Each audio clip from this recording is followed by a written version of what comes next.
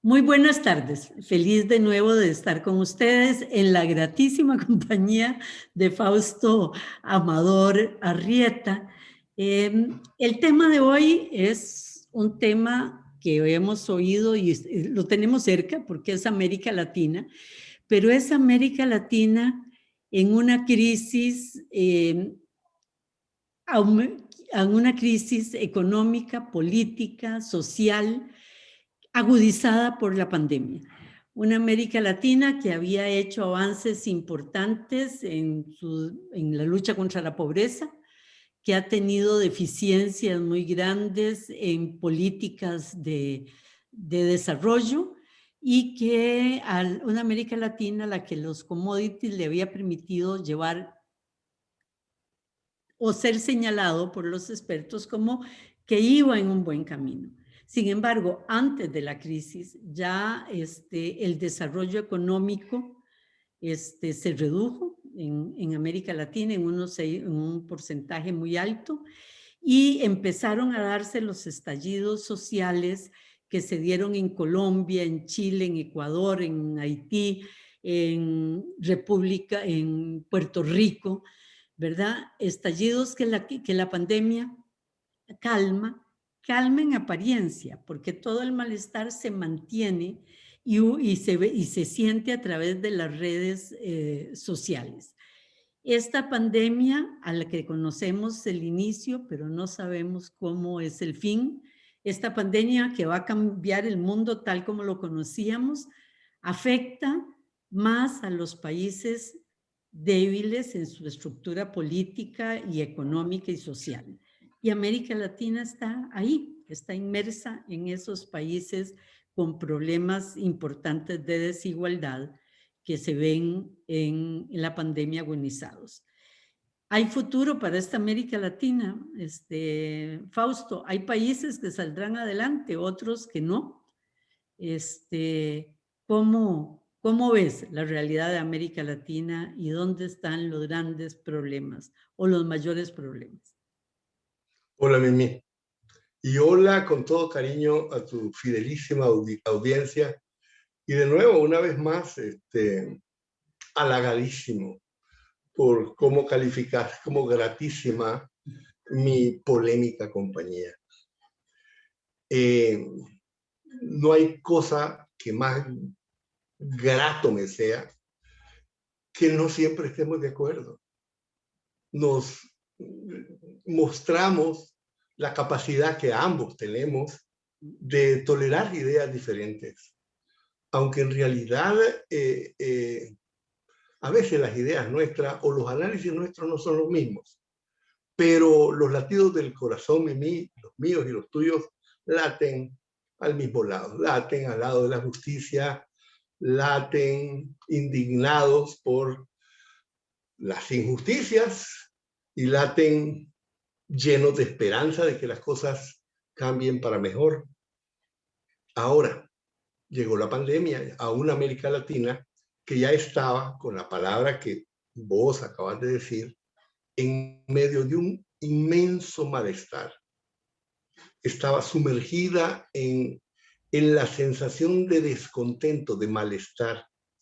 Había malestar con la situación económica que se vivía en casi todos los países, incluyendo Costa Rica. Un porcentaje gigantesco de la población decía simplemente que no tenía suficiente para llenar sus necesidades básicas. Si nosotros pensamos que el nivel de pobreza en Costa Rica es del 20%, según el INAC, las personas que decían que no llegaban al mes, llegaban en Costa Rica al 40%. O sea, hay un 20 más que no está clasificado por sus ingresos como pobre, pero cuyos ingresos están prácticamente comprometidos con deudas. Están en un nivel gigantesco de endeudamiento. Y eso ocurre en toda América Latina. Entonces, malestar con cómo se vive, malestar con la sensación de no tener futuro, es interesantísimo porque Leonardo Garnier, en su libro creo que se llama una democracia casi exitosa, Cosa. muestra cómo entre 1950 y 1980, cada generación fue mejor, estuvo en mejores condiciones de vida que la anterior. Mientras que actualmente nosotros tenemos un estancamiento gigantesco en donde nadie puede asegurar que va a vivir mejor que su papá. Ese malestar con las perspectivas.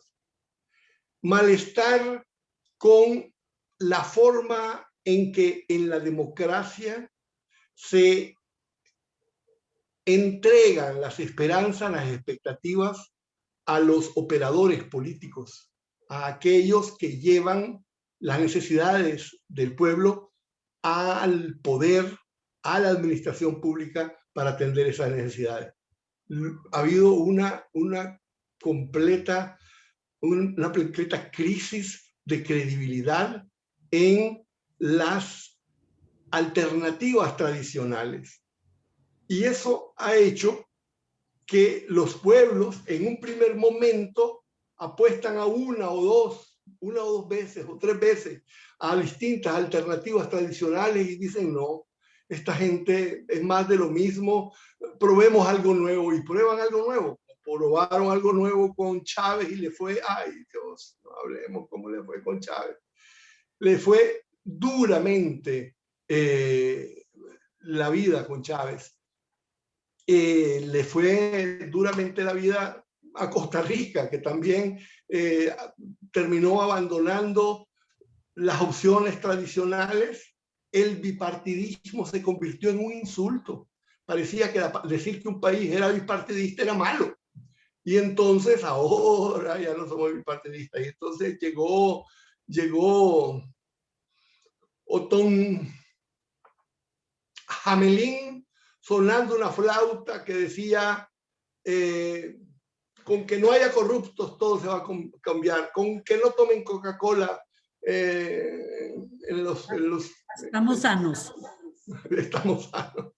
Y entonces llegó el PAC con una realmente insolente ignorancia que se manifestó en mi criterio, pequeño criterio, de una forma brutal, realmente dura, cuando poco antes de tomar el poder, posesión, Guillermo Solís dijo, para resolver los problemas de la crisis que tenemos, de la pobreza, etcétera, a partir del primer día voy a suprimir los impuestos a los combustibles. Ay, señor, qué clase de ignorancia. Es que, qué sé yo, no le pregunto a nadie. No puedo creer que haya podido decir una cosa semejante sin haber preguntado. Pero es que es increíble si el Estado se mantiene con los impuestos de los combustibles. ¿Cómo pudo haber dicho eso? Y así lo llevó. Todo era la corrupción y entonces se montó un espectáculo gigantesco en donde sacó que había, no sé, 100 y pico de automóviles que habían desaparecido. Fue duro, fue tremendo. El cementazo nos cayó encima mostrando que ni eran mejores, ni eran más capaces, ni eran mucho menos corruptos. Y entonces, ahí tenemos. Costa Rica es uno de esos ejemplos en donde... Brasil, pero esos ejemplos que te digo de apuntarse a una alternativa porque ya hay que poner a alguien nuevo. La idea de la novedad, hasta convertir la novedad en el vicio, hay un enorme malestar entonces con las vías alternativas. Y te estaba diciendo yo que no hay cosa más dura para un pueblo que llegar a un punto en que los operadores políticos, o sea, los instrumentos en donde se ponen las esperanzas para hacer cambios, esos instrumentos no sirven, no se confían, están estancados y paralizados. No hay rumbo. ¿Hacia dónde vamos? Yo decía que por mucho que nos haya alterado a nosotros las manifestaciones que se produjeron en Chile, yo sentí esas manifestaciones como una bocanada de aire fresco, como un chorro de energía revitalizante y buena, ¿cierto? Hubo excesos, sí. Los excesos los comenzó casi siempre la policía, pero eso no es lo esencial. Por primera vez en la historia de América Latina se daba un fenómeno que no había ocurrido nunca antes y que ya quisiera yo que ocurriera otras veces en otros países de América Latina. Los movimientos sociales, los que están impulsando el referendo y la nueva constitución, la constituyente, ha sido un movimiento dirigido por mujeres. Y no por líderes mujeres, no por caudillas mujeres, no, por movimientos sociales de mujeres. Están a la vanguardia de las reivindicaciones. Tan a la vanguardia está que por primera vez en América Latina el tema de la igualdad de género es un proceso bottom-up, como le dicen los gringos, un proceso que va de abajo hacia arriba, no como en Costa Rica, no estoy en contra, yo siempre lo he apoyado, el movimiento de arriba para abajo, es decir, fue la decisión política de la administración de Oscar Arias que llevó el tema de la paridad en la Asamblea Legislativa, en las elecciones, etcétera, para la mujer. No estoy en contra. Yo estoy a favor de muchas acciones afirmativas. Pero lo que estoy diciendo es que la particularidad de Chile es que Chile movió eso desde las bases.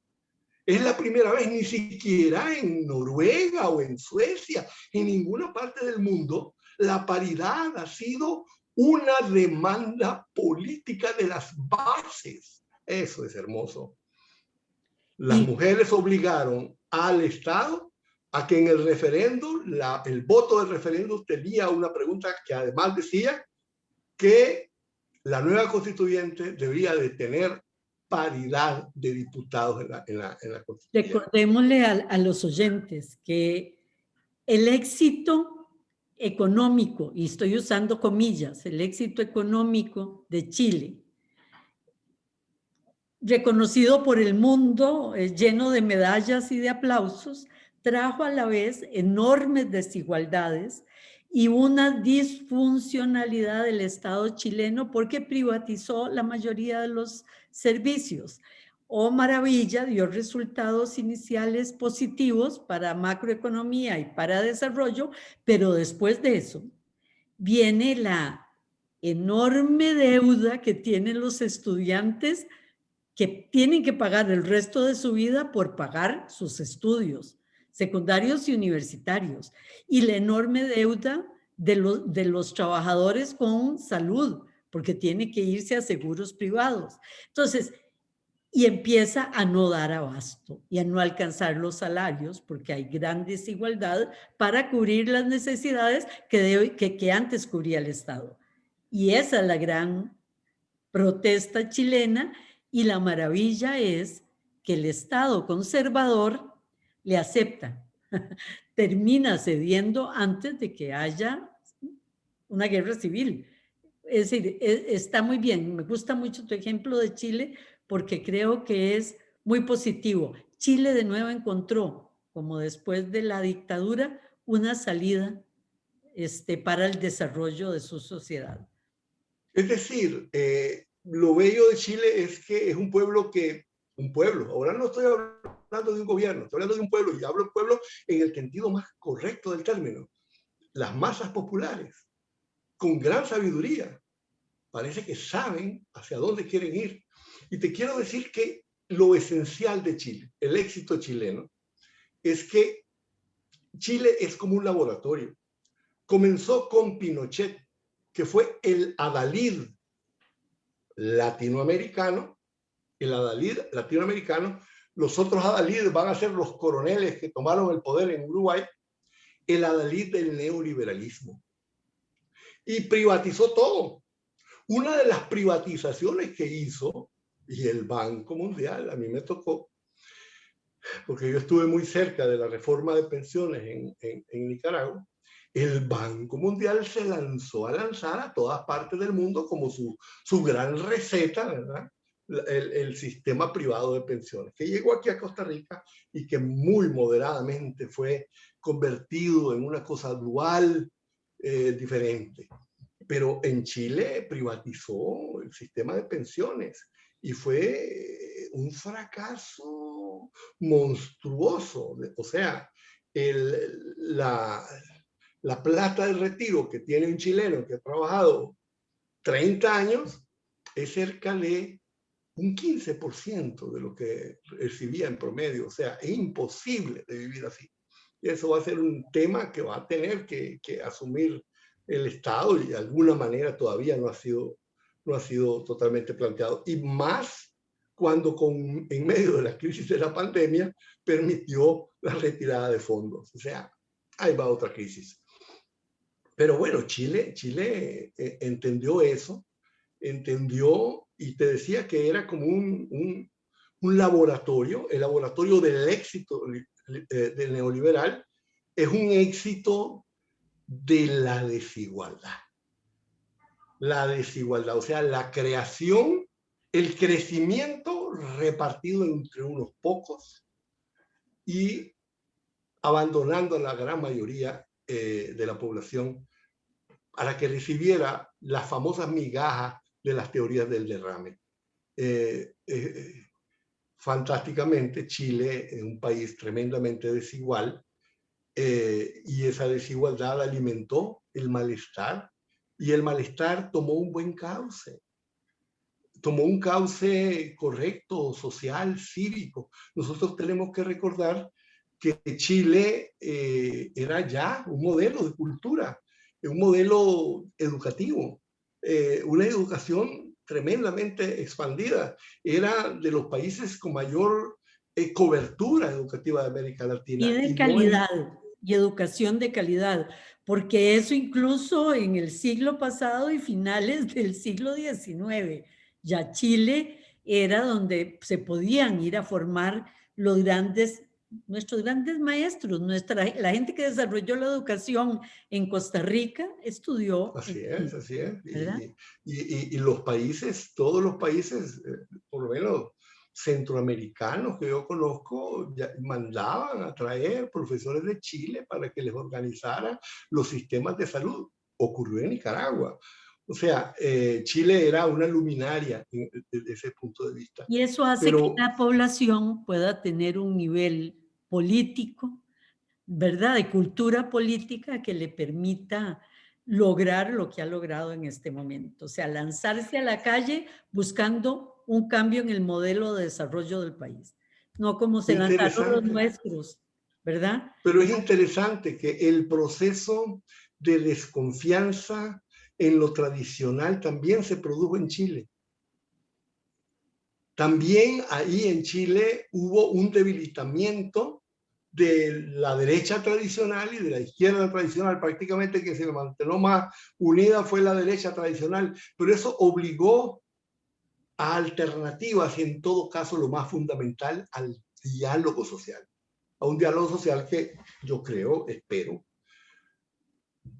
que salga perfectamente bien. Ya, aunque Pero si no no, salga tan perfectamente bien, ya ganaron. Ya ganaron sí, porque han hecho un cambio de timón, ¿verdad? Van en otra dirección y encontrarán problemas en el camino, pero ya ganaron. Pero vos siempre correcto, hablas, mi palabra perfectamente bien fue un lapsus lingüe. En realidad, que salgan bien, que salgan bien. salgan bien. No, no. Y es difícil cuando se dan estas cosas de que no se dé un buen salto adelante, en positivo. Tal vez no del tamaño que todos querían o tenían como expectativas, pero un buen cambio. Vos siempre hablas, Fausto, y hablas con mucha información y creo que es en ese sentido el país que en una época nos comparaban, en una época éramos como los hermanitos en América Latina, después se dio la crisis espantosa en el Uruguay, ¿verdad? Y las dictaduras salvajes. a veces son más duros los países más pacíficos cuando sacan, ¿verdad?, toda la agresividad acumulada, porque la salvajada de la dictadura uruguaya fue enorme, ¿verdad? Mucho mayor incluso que otras. Pero Uruguay ha logrado salir como posiblemente ningún otro país de América Latina adelante, ¿verdad? Tiene una particularidad Uruguay, y es que lo más importante de Uruguay es la relación de confianza mutua, de diálogo entre los opositores políticos. Eso es lo más brillante que tiene Uruguay. Vos decías que nos decían sus hermanitos. Te lo voy a buscar, que yo tengo una cita que me asombró. Estaba leyendo yo un documento y decía, en realidad, en este país se prefiere llegar a un acuerdo que un conflicto. Se puede decir que somos básicamente conciliadores y que buscamos sobre todo el consenso. En fin, que siempre hay una forma de hacer las cosas a lo uruguayo, dice la cita. Yo estaba pensando que iba a decir Costa Rica. Te la voy a buscar y te la voy a hablar, porque yo estaba esperando que hablara de Costa Rica. Estaba describiendo la forma en que se relacionan los políticos. Mira, en Uruguay esa relación de diálogo también ocurrió en Costa Rica. Y yo te voy a decir que no era mala. Era una de las ventajas que había y que incluso permitía cambios. Y llegó a ser demonizada. Es decir, Totalmente, yo me acuerdo mi totalmente. susto cuando se habló peyorativamente, como que fuera lo peor que podía pasar en el mundo, el pacto Figueres Calderón. Digo, ¿cómo que la oposición y el gobierno se reúnen y se ponen de acuerdo hacia adelante el país? ¿Y cómo se ve como la mayor corrupción política del mundo, verdad? Y se demonizó. Y creo que ahí empezó el desgaste político costarricense, el dejar de tener esa posibilidad de diálogo de verdad entre las Dejar que se demonice lo sagrado. Mira, el diálogo entre los partidos políticos es algo sagrado. Es un componente. Hablamos de la democracia con votaciones, hablamos de los pesos y contrapesos, hablamos de la participación. Mimi, permíteme que te introduzca otro elemento sagrado de la democracia, sin el cual la democracia no funciona, incluso si hay votaciones, incluso si hay balance de poderes. Sagrado, el diálogo respetuoso entre los opositores políticos. Eso es un componente esencial, la civilidad, la capacidad de llegar a acuerdos, de cruzar la calle. Y cuando se demoniza eso...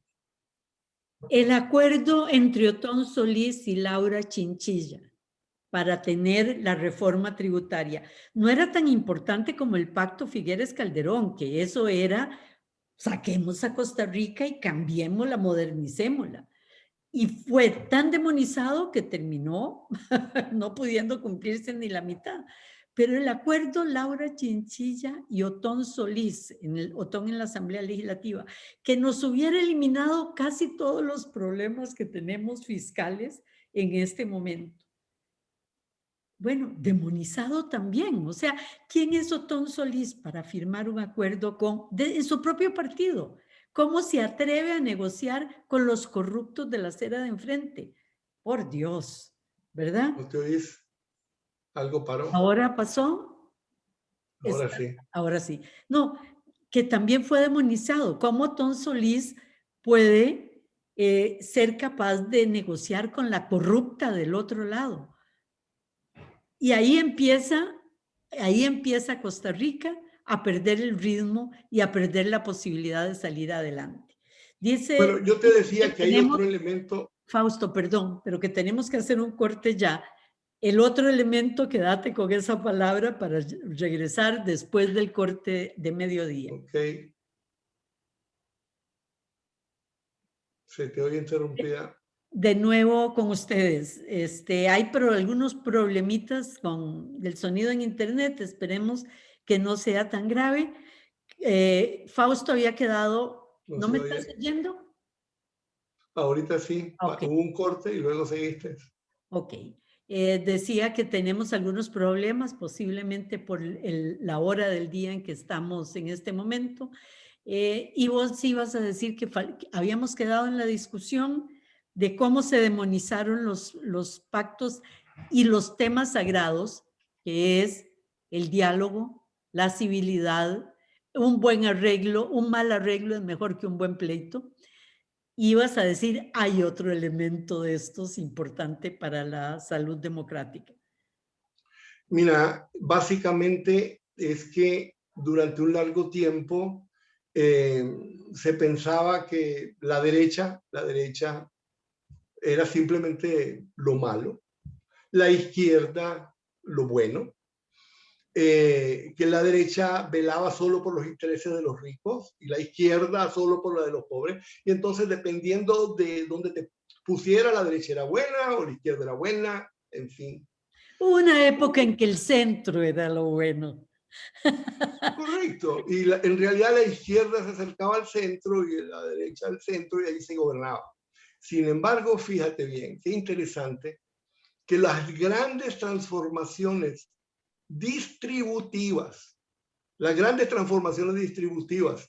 en leyes en Brasil con Cardoso y en Uruguay con Sanguinetti fueron hechos por la derecha, Centro-derecha. centro-derecha o derecha-centro, fueron hechos por ellos, pero su respaldo empresarial no les permitió implementarlo. O sea, no es la clase política de la centro-derecha la que tiene ese error, sino el lastre brutal de un empresariado que no entiende. Tanto en Brasil como en Uruguay tuvieron que llegar gobiernos de izquierda y con el respaldo popular que tenía, enorme, fueron ellos que con ese respaldo pusieron en efecto las leyes, la ley du Bon de Cardoso y la ley de inversiones de En Uruguay. Brasil se logra 3 cosas muy importantes. La reforma educativa de Cardoso fue una maravilla de reforma educativa y la profundiza y la lleva a todos los rincones Lula. Lo otro es la ley a la que haces referencia y un programa que sí es muy Lula y lo logra con efectos muy importantes, que es hambre cero. O sea, el Estado redistribuya y no permita que haya hambre en el país. El estómago vacío impide que un niño se desarrolle y que pueda ser eficiente en la escuela. Eso nos dijo don Pepe allá por los años 40, ¿verdad? Y hizo un gran cambio en Costa Rica, los comedores en las escuelas. Pero ahora sí, lo dijiste en un programa, Fausto, volverlo a repetir en o profundizarlo. ¿A dónde se da? En la última década y media en Uruguay, el gran cambio, que hace que el salto que dio Costa Rica en una época, y que fue ejemplo de cómo a través del Estado una sociedad podía hacer un cambio cualitativo muy importante en la calidad de vida de sus ciudadanos, y que ahora sentimos que no lo estamos dando y que estamos empantanados, pero Uruguay sí lo da, ¿verdad?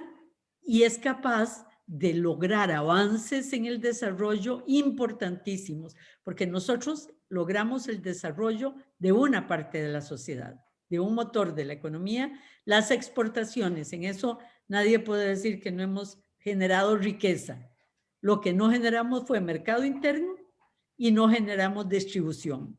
Uruguay lo logró. Mira, es interesante porque si vos te vas al Banco Mundial, hay una página del Banco Mundial que dice datos En esa página vos pones PIB per cápita y pones Uruguay y Costa Rica. Y pones exportaciones y pones Uruguay y Costa Rica. Y entonces vos ves PIB per cápita, ¿ok? Vos ves que las exportaciones de Costa Rica se disparan. Y las de Uruguay van ahí subiendo muy lentamente, pero mucho más abajo de las de Costa Rica. Cuando hablamos de PIB per cápita, vemos que Uruguay se dispara y el PIB per cápita de Costa Rica crece, pero separado del de Uruguay. Es decir, PIB per cápita significa la riqueza producida en el país. Nosotros tenemos más exportaciones, pero la riqueza, el valor de lo que producimos en el país es muchísimo menor que el de Uruguay. Y eso se debe a que lo tuvo Sanguinetti, no lo pudo hacer, pero llegó el gobierno de Tabarez y lo implementó. ¿En qué consistía? Es una forma muy curiosa de redistribución. Ellos tienen los sistemas de redistribución social, tienen los mismos aparatos parecidos a Limas, todo eso funciona, pero tienen otro que nosotros no tenemos. Redistribuyen los beneficios fiscales, los redistribuyen a las empresas. No solo a los pobres, se los dan a las empresas. Condicionado. Condicionado. Yo le doy si usted me invierte aquí. Yo le doy si usted me da empleo, si usted me emplea mujeres y me emplea menores de tal edad, etc. Yo le doy si tal proporción de lo que usted mete, lo mete en investigación. Imagínate que hay una condición. Dice, yo le doy todavía más, le doy un premio si además usted invierte en mejorar las relaciones laborales dentro de su empresa. No me digas que no es una belleza eso. Le da un premio fiscal a las empresas que mejoren las relaciones laborales. Es una forma realmente extraordinaria de creatividad, ¿verdad? Y eso lo han estudiado el Banco Mundial, lo han estudiado la OIT, es una cantidad enorme de estudios ha tenido, y ha demostrado que es fiscalmente eficiente. ¿Qué quiere decir? Que por cada peso que perdona o que sacrifica, saca $1.50 en impacto económico y eventualmente también fiscal. O sea que los sacrificios fiscales son menores al rendimiento económico que tienen. Uno podría decir que un país endeudado y con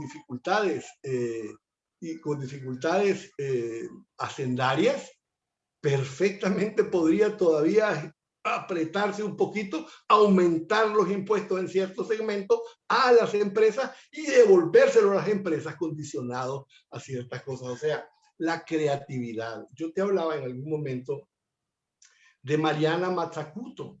Mariana Mazzucato dice, no es que estamos viviendo el retorno del Estado fuerte, no, estamos viviendo, demandando, exigiendo, anhelando el retorno del Estado emprendedor, innovador, el Estado que innueve sus políticas. No queremos Estado empresario, no queremos un Estado poseedor, lo que queremos es un Estado que cree condiciones de innovación para las empresas, para los individuos. Entonces, ¿qué te iba a decir? La verdad es que tanto lo que ocurrió en Chile, lo que ocurrió en Brasil y lo que ocurrió en Uruguay,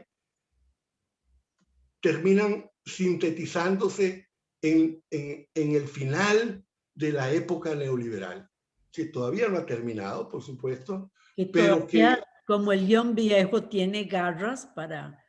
Tiene garras, tiene muchas garras y tiene garras muy fuertes, pero ya la idea esa de que el Estado no debe intervenir y que debe intervenir solamente para corregir los errores del mercado. Mira, ya la frase esa es una frase estúpida estúpida. ¿Qué es eso de intervenir cuando como que el mercado se equivoca? No me digas, en serio, el Estado se equivoca.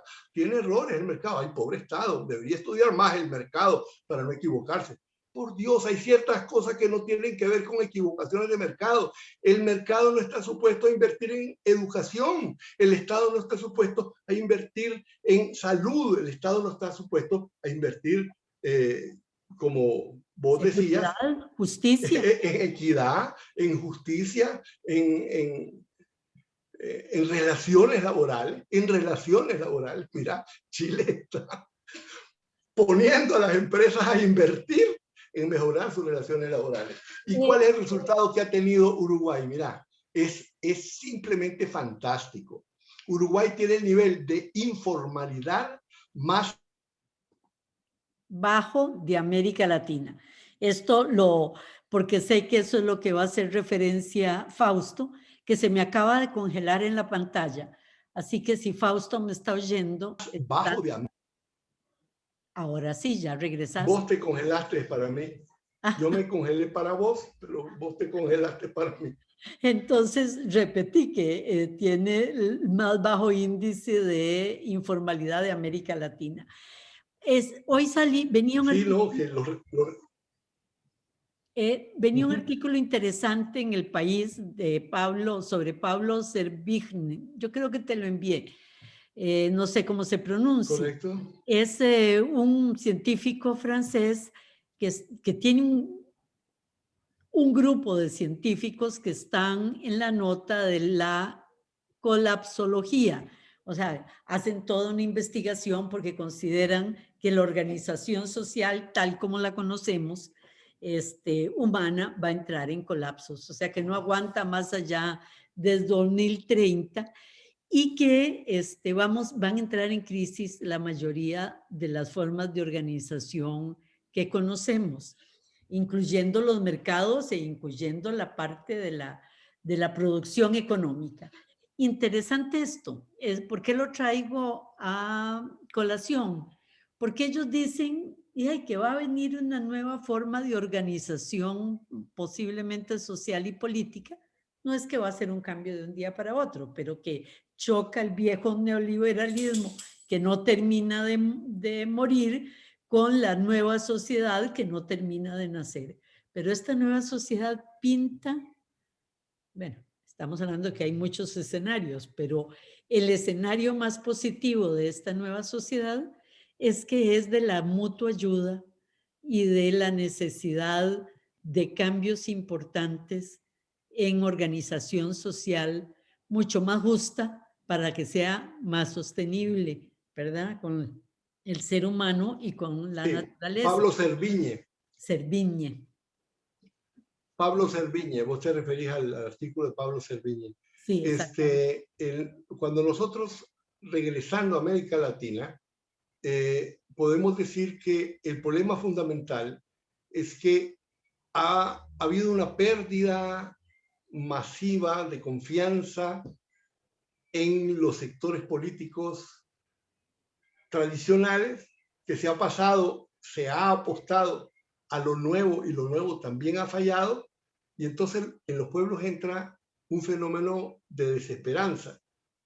Esa desesperanza no se da en un escenario vacío, se da en medio de un escenario cargado de malestar, de inquietud y de insatisfacción.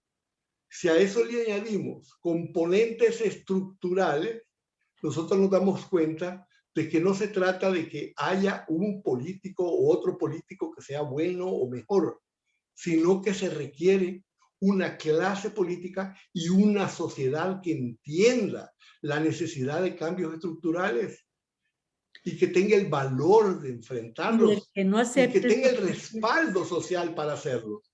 Y eso no se está viendo. No se está viendo porque para lograr eso se requiere lo que hablabas que pasó en Chile. Por más confrontación y calles y muertos, sin embargo hubo una discusión y señalaron por dónde ir. Eso es lo que no se está viendo. Lo que se está viendo son grupos de interés defendiendo sus pequeñas porciones a muerte. Uno ya no sabe si el cierre de carreteras que se dio en las zonas, en las fronteras y zonas sur de Costa Rica, era producto del malestar de los productores de la zona o eran apoyados por el narcotráfico fuertemente, asentándose en el malestar de los productores de la zona para aprovechar ese periodo y poder pasar sus mercancías y con el cierre de fronteras estaban en problemas, ¿verdad? O sea, perdón por reducir un malestar real de una zona agrícola abandonada del desarrollo, sin vasos comunicantes con el desarrollo nacional, pero que su manifestación es totalmente absurda en la reivindicación de sus intereses. Como es absurda la paralización de un año de la educación costarricense sin diálogo posible, ¿verdad? Como es absurda la mayoría de las manifestaciones de malestar que se dan en la mayoría de los países. Vos lo señalaste. Si nosotros vemos los análisis que hacen los futurólogos, descubrimos que, que el futuro está un poquito lejos para nosotros. Costa Rica tiene la mitad de su población informal. O sea, todos los cambios que se hagan en la economía, que vamos a hacer no sé qué, que vamos a hacer no sé cuánto, eso está hablando de un segmento pequeño de la economía. Mientras no se integren al capitalismo, que no queden fuera en la informalidad la mitad de nuestra población, mientras eso no ocurra, nosotros no vamos a ninguna parte.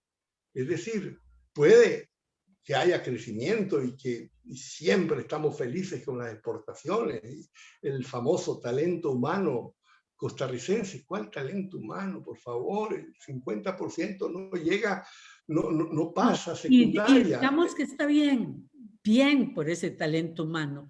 No le bajemos por el pequeño segmento que logra formarse, por supuesto que sí. Y lo está Pero cuando nosotros acentuamos el segmento que logra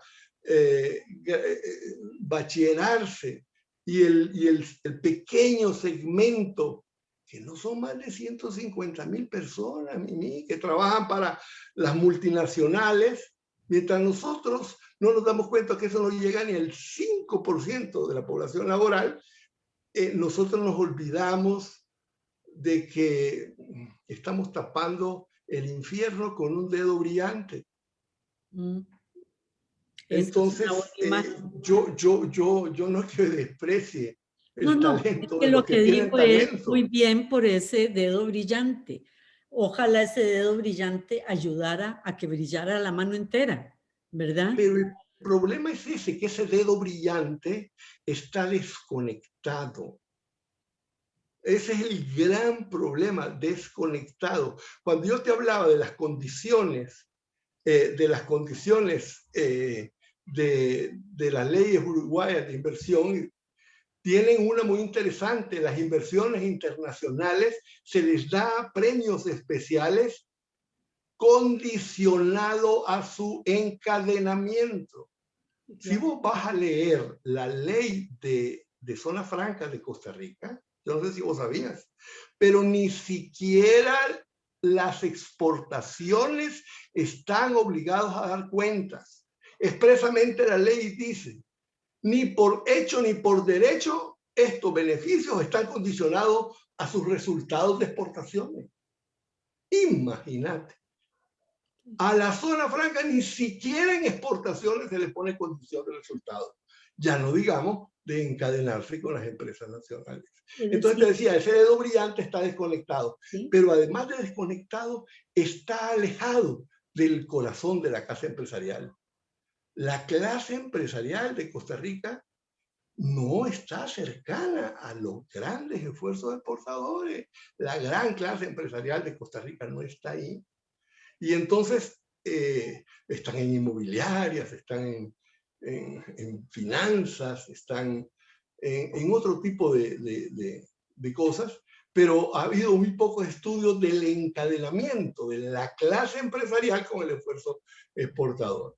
Y además creamos toda una meritocracia, y aquí la estoy usando en el sentido en que lo usaba el expresidente Arias en su primer gobierno, sino en el verdadero sentido del creador del concepto de la meritocracia. Creamos una meritocracia muy bien formada y muy bien pagada, pero muy desvinculada del resto del país. Es el Y dedo brillante desconectado. ¿verdad? Pero, y lo peor es que es muy capaz, es un grupo de una enorme capacidad de negociación, de venta, de impulso, pero totalmente desconectados del resto del país, porque esa meritocracia funciona hacia los mercados de afuera, hacia las autoridades de afuera, hacia todos los mundos de afuera, y un pequeñito territorio en Costa Rica, ¿verdad? Sí, Desconoce. no se ve hacia adentro. Vos ves el talento humano costarricense. No sé, no me acuerdo qué presidente uruguayo dijo que donde quiera que haya un costarricense ahí hay libertad. Sanguinetti, ¿Recuerdas que Sanguinetti, Sanguinetti era? Sanguinetti. Bueno, yo quiero decirte otra frase. Donde quiera que vos vayas en el mundo, vas a encontrar un costarricense talentoso trabajando en empresas de alto nivel o en multinacionales de alto nivel. Donde quiera, donde quiera. Es decir, no se ha hecho, lo ha tratado de hacer el Ministerio de Ciencia y Tecnología y no lo ha dado cuenta, no ha logrado la exportación de capitales de Costa Rica, la cantidad de gente que se va, porque aquí son panoramas demasiado angostos, demasiado estrechos. Ahí me acuerdo, y esta es una anécdota de hace 10 años, no sé si esto cambió o no, pero hace 10 o 15 años, hablando con la decana de microbiología, señalaba que el gran problema que tenía la Escuela de Microbiología de Costa Rica, considerada una de las mejores, ¿verdad? De categoría A dentro de las universidades de América Latina, era que venían scouts de las universidades norteamericanas, gringas, a buscar a los bachilleres en microbiología más talentosos y les ofrecían la beca e ir a trabajar de una vez como asistentes para los nuevos ingresos de las universidades que los contrataban y sacar ahí su doctorado, Entonces, sacaba el talento al nivel de bachillerato, de buen nivel, y se lo llevaba desde esas edades. Esa gente nunca volvía, ¿verdad? Un poco igual de lo que nos pasaba con la Orquesta Sinfónica Nacional y la juvenil.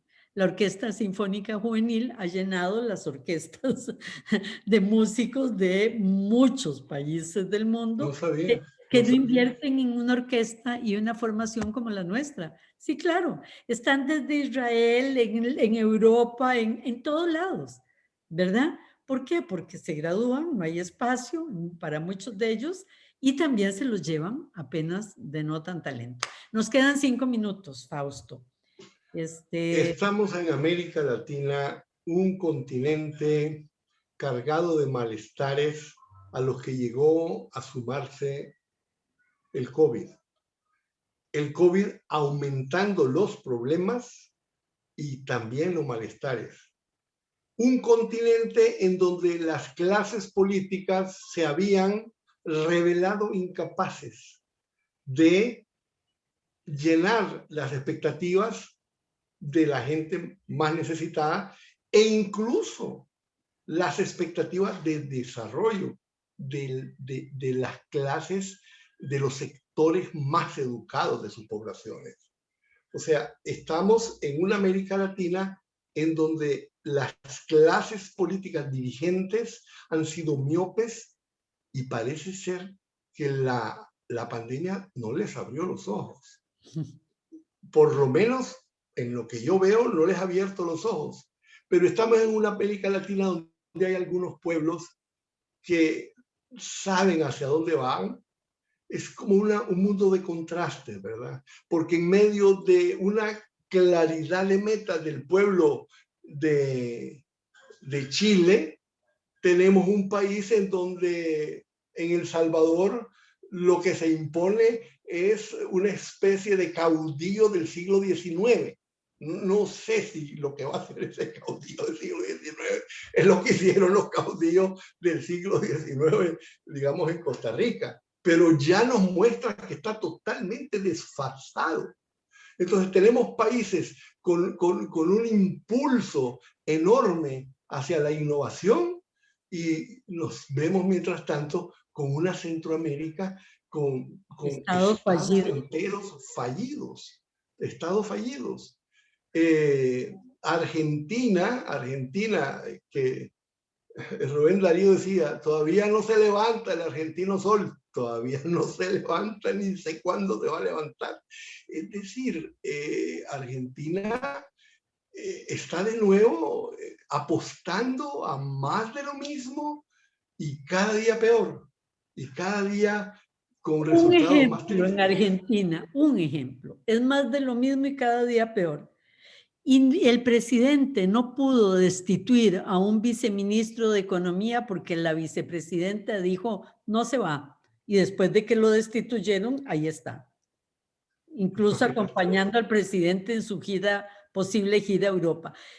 ¿Qué te dice eso? Te dice que la salida no está ahí, ¿verdad? Sí, no, entonces yo digo aquí, para terminar, no sé cuántos minutos me quedan, tal vez 1 o 2, el punto es cómo No, ser optimista, cómo buscar a dónde ir, porque mucha gente cuando habla de lo mal que se está, comienzan a dar recetas, lo que se debía hacer es esto, lo que decía hacer lo otro. Y no, lo que se debía hacer no es eso.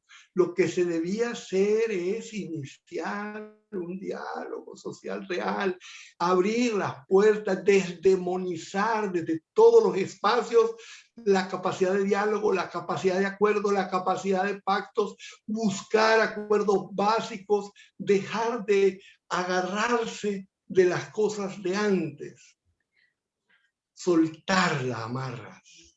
muy bien.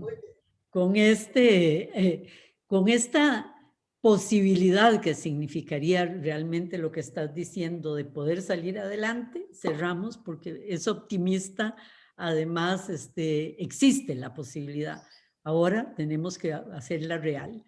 Muchas gracias a todos ustedes y muy buenas tardes. Buenas tardes.